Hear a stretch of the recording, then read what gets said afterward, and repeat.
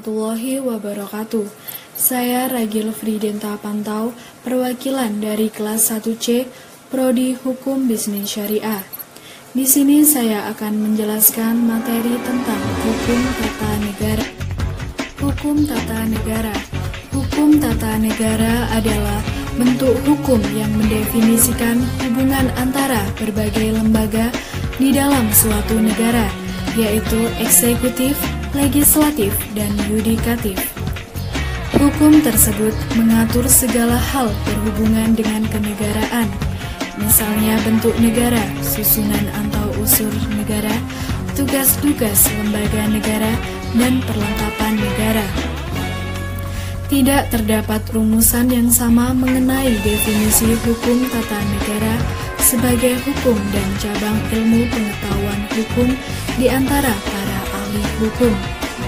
Perbedaan ini bisa disebabkan perbedaan perspektif para ahli dan perbedaan sistem hukum yang dianut oleh negara yang dijadikan objek penelitian. Namun, berdasarkan para ahli, definisi hukum tata negara menurut Cornelis van Vollenhoven sebagai berikut. Hukum tata negara adalah hukum yang mengatur semua masyarakat, hukum atas dan bawahan menurut tingkatannya. Sedangkan menurut Paul Scholten, hukum tata negara adalah hukum yang mengatur tata organisasi negara. Kemudian, menurut Muhammad Kusnardi dan Harmeili Ibrahim, hukum tata negara dapat dirumuskan sebagai sekumpulan peraturan hukum yang mengatur organisasi negara. Di dalam hukum tata negara, memiliki tujuan hukum tata negara. Tujuan hukum tata negara yang disimpulkan dari beberapa definisi. Tata negara mengkaji beberapa aspek krusial, yakni negara atau organ negara, hubungan antara organ atau lembaga negara, dan hubungan antara organ negara dengan warganya. Hukum tata negara memiliki tujuan tersendiri, di antaranya 1.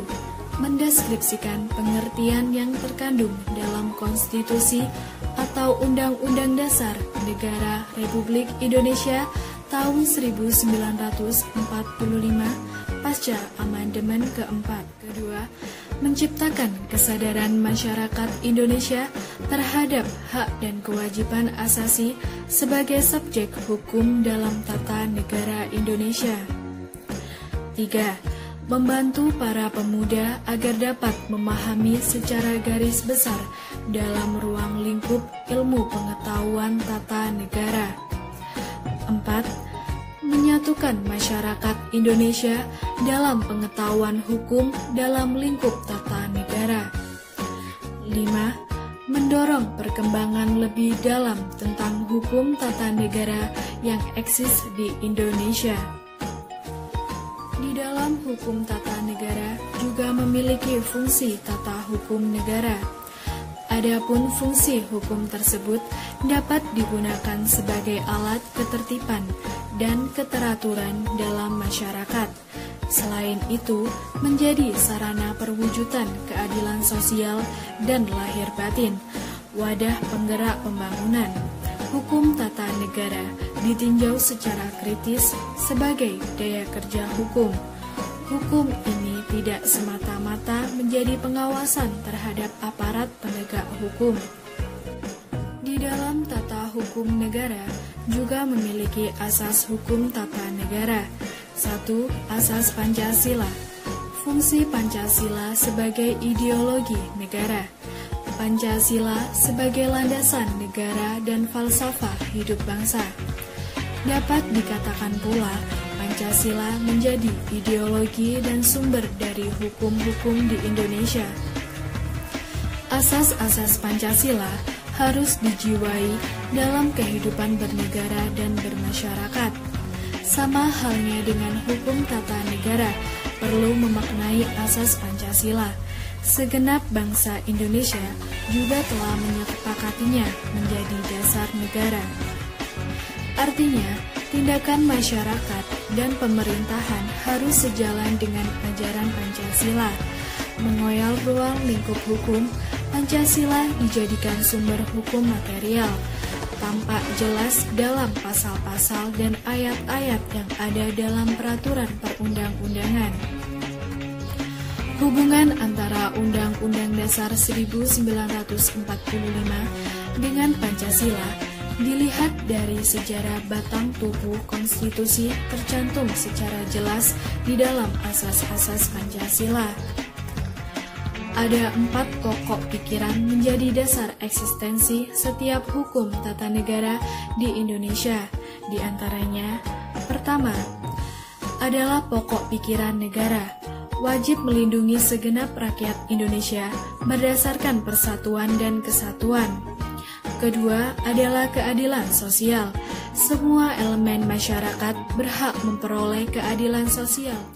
Ketiga, yakni negara berdasarkan kedaulatan rakyat, dimaknai setiap tata negara Indonesia dijalankan sesuai dengan kedaulatan rakyat. Keempat, yakni negara didasarkan pada ketuhanan yang Maha Esa. Pemerintah, aparatur negara, dan hukum tidak boleh membatasi kebebasan memeluk agama. Kedua, asas kedaulatan rakyat. Asas hukum tata negara, asas kedaulatan rakyat, persatuan dan perjuangan rakyat Indonesia membuat terlepas dari penjajahan Belanda dan Jepang. Inilah yang menjadi asal muasal dari asas kedaulatan rakyat. Dalam asas ini, kekuasaan tertinggi ada di tangan rakyat, oleh rakyat, dan untuk rakyat. Asas ini serasi dengan bentuk pemerintahan Indonesia yang dikenal sebagai demokrasi Pancasila. Sering dimaknai kebebasan rakyat dalam menjalankan kehidupan agar lebih bertanggung jawab. Tidak heran asas ini dapat berkembang menjadi kedaulatan rakyat.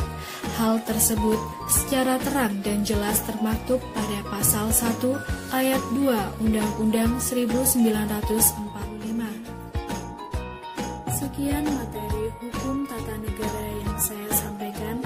Mohon maaf jika ada kesalahan. Terima kasih. Wassalamualaikum warahmatullahi wabarakatuh.